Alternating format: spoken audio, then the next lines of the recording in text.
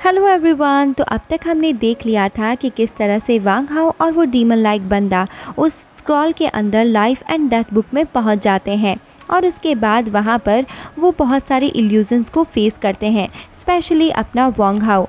और वांग हाओ को इल्यूजन से बाहर निकालने के लिए उस बुक के अंदर वो डीमन लाइक बंदा भी चला जाता है, जिसके बाद हमने ये भी देख लिया था कि वो डीमन लाइक बंदा, वांग हाओ और उसके साथ वाला वो छोटा सा क्यूट सा ड्रैगन, ये तीनों ही मिलकर उन स्पिरिट्स यानी कि इविल स्पिरिट्स का सामना करते हैं। यहाँ हमने बहुत ही अच्छी और इंटेंस फाइट भी देखी होती है और हमने ये भी देख लिया होता है कि वांग हाओ ने लास्ट में अपनी एक एनर्जी ब्लास्ट से उन सारे स्पिरिट्स को वहाँ ख़त्म कर दिया होता है। तो दोस्तों, अब आगे की स्टोरी लाइन में क्या होता है जान लेते हैं इस एपिसोड में।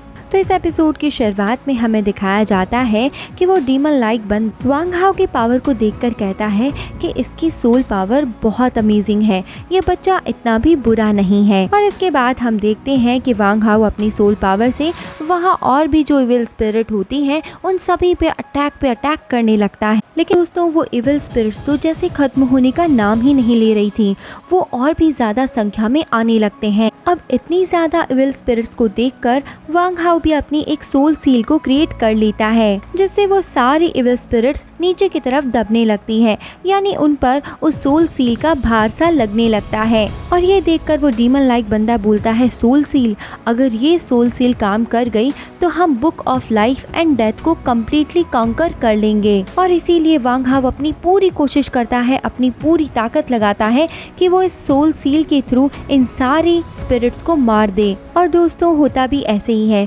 वांग हाओ अपनी पूरी ताकत लगाता है और उसकी ताकत से वो सोल सील अपना काम कर दिखाती है। अब ये तीनों ही बहुत खुश होते हैं कि इन्होंने फाइनली इतनी सारी इविल स्पिरिट्स को मार डाला है। लेकिन दोस्तों, तभी हम देखते हैं कि इनके आसपास फॉग क्रिएट होने लगता है और फॉग हटने के बाद में इन्हें अपने सामने एक चट्टान नजर आती है जिस पर कुछ लिखा होता है। और दोस्तों, देखते ही देखते इनके सामने एक मेंशन भी आ जाता है और फिर उस मेंशन के सामने 4 लोग भी अचानक से आ जाते हैं। इनमें से एक रेड मेकअप, दूसरा ब्लैक फेस्ड, तीसरा काई और चौथा स्कॉलर होता है। ये चारों ही नीचे झुककर इसे ग्रीट करते हैं और फिर इसके सामने देखते हैं। अब दोस्तों, इसके बाद में सीन चेंज होता है और हमें दिखाया जाता है कि किसी जंगल में एक ब्लास्ट हुआ है और ये ब्लास्ट नहीं होता है, असल में स्कॉलर अपनी स्किल्स को दिखा रहा होता है। अब दोस्तों, हमारा सीन फिर से चेंज होता है और हमें प्रेजेंट सीन में लाया जाता है, जहाँ से वांग हाओ की एंट्री हुई थी इस स्क्रॉल के अंदर। और वहीं से ये स्क्रॉल आसमान की तरफ जाता है, जिसके बाद आसमान से थंडर अटैक्स होने लगते हैं।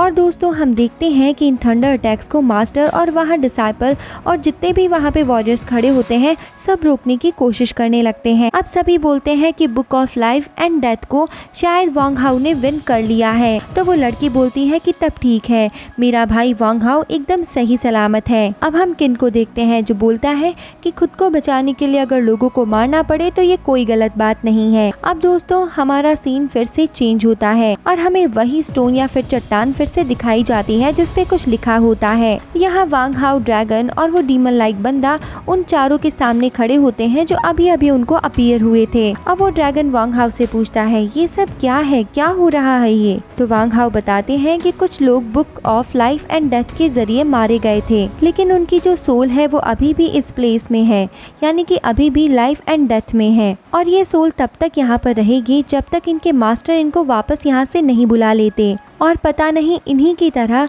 यहाँ कितनी सोल्स कैद हैं। हो सकता है बहुत पुराने टाइम से ही यहाँ पे गॉड्स और सोल्स ऐसे ही कैद हों। अब वो ड्रैगन अपनी क्यूट सी वॉइस में बोलता है, तो हो सकता है मेरे भी बहुत सारे पुराने फ्रेंड्स यहाँ पे आ चुके हों।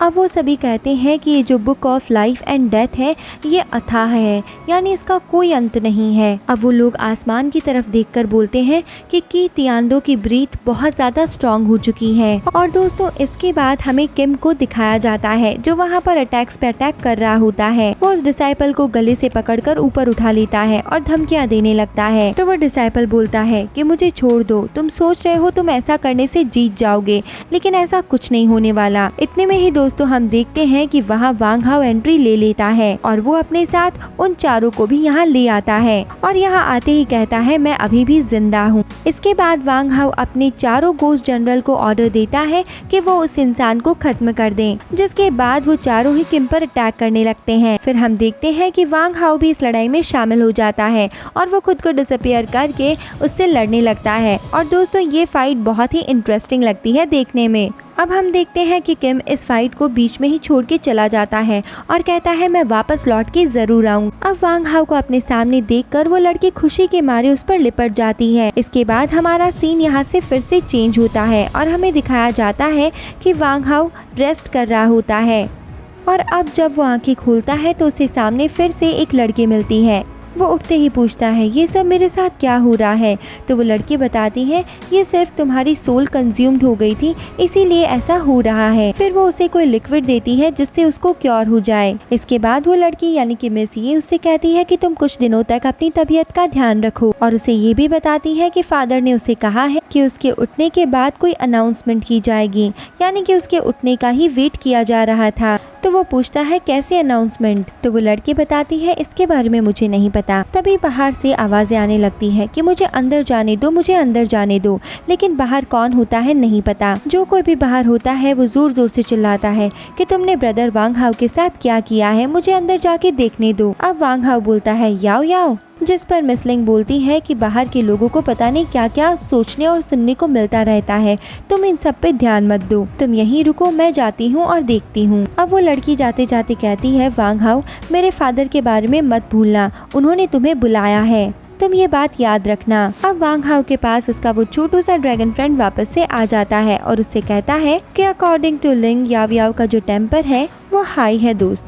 तो देखो मैं तो एक ड्रैगन हूँ और ड्रैगन सीक्रेट के नाते मैं इस बात को छुपा कर रख लूँगा। अब दोस्तों हम देखते हैं कि वो ड्रैगन वांग हाओ को टीज करते हुए उससे कहता है लगता है ये सारी औरतें तुम्हें बहुत पसंद करने लगी है, जिस पर वांग हाओ चिढ़ते हुए उसे मारने की कोशिश करने लगता है। अब हमारा सीन फिर से चेंज होता है जहाँ पर एक पर्सन बोल रहा होता है कि मिस्टर ताई रियली में बहुत ही यंग और प्रॉमिसिंग और स्ट्रॉन्ग पर्सन है और ये भी बोलता है कि ताओइज्म ने इतनी यंग एज में कल्टीवेशन को पा लिया है, ये भी एक बहुत बड़ी बात है। और दोस्तों ये वही एल्डर होता है जो उस बैटलफील्ड में लड़ाई कर रहा होता है और उनके सामने वही डिसाइपल जो उनका वहाँ साथ दे रहा होता है। ये दोनों आपस में ही बातें कर रहे होते हैं। एल्डर कहता है कि क्या तुमने वहाँ पे लॉर्ड यू मिंग को नहीं देखा था। इतने में ही वहाँ पर वांग हाओ की एंट्री भी हो जाती है और एल्डर मास्टर उसे देखकर खड़े हो जाते हैं और कहते हैं प्रिंस वांग हाओ आ जाइए, आप भी आइए, यहाँ बैठ जाइए। और यहाँ हम देखते हैं कि वो एल्डर मास्टर वांग हाओ को मेन सीट पर बैठने के लिए कहने लगता है।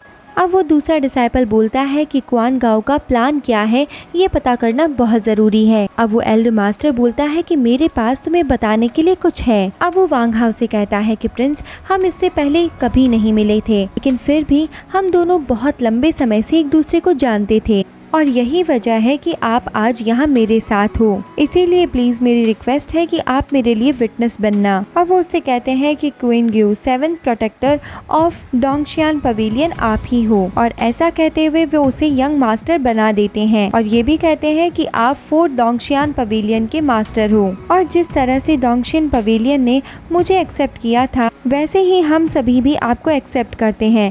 इसके बाद वो डोंगशियान पवेलियन के बारे में बताता है कि यहाँ पर 6 गार्जियंस हैं और फिर वो उनका रेस्पेक्टिवली नाम बताता है।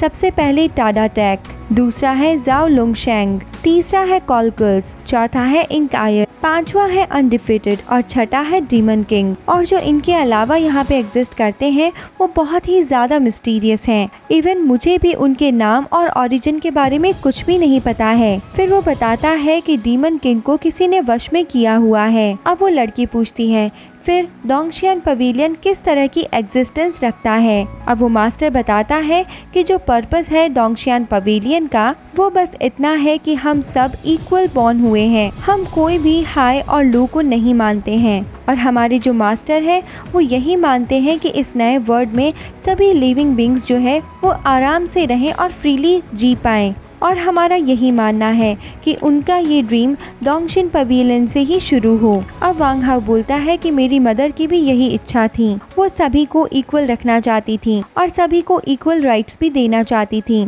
मैं अपनी मदर की ये अनफुलफिल्ड विश को फुलफिल ज़रूर करूँगा। ये बात सुनकर वो मास्टर खुश हो जाता है और कहता है हमारे यंग पवेलियन तो एक्स्ट्रा ऑर्डिनरी है। अब वो मास्टर वांग हाओ को बताते हैं कि ट्रेजर हंटिंग कॉन्फ्रेंस जल्द ही होने वाला है और तब तक मुझे वो लाइफ एंड डेथ वाली बुक वापस भी करनी है। इसके बाद वो वांग हाओ से ये भी बोलता है कि अगर मुझसे कोई भूल चूक हुई हो तो यंग मास्टर मैं आपसे रिक्वेस्ट करता हूँ कि आप मुझे माफ़ कर दें।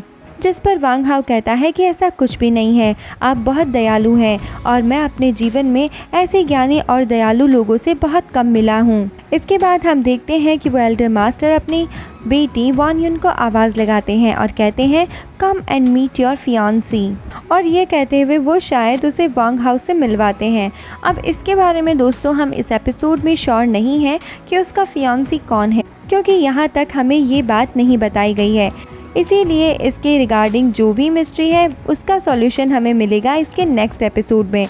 तो दोस्तों आपको इस एपिसोड का एक्सप्लेनेशन कैसा लगा आप हमें कमेंट सेक्शन में कमेंट करके ज़रूर बताएं।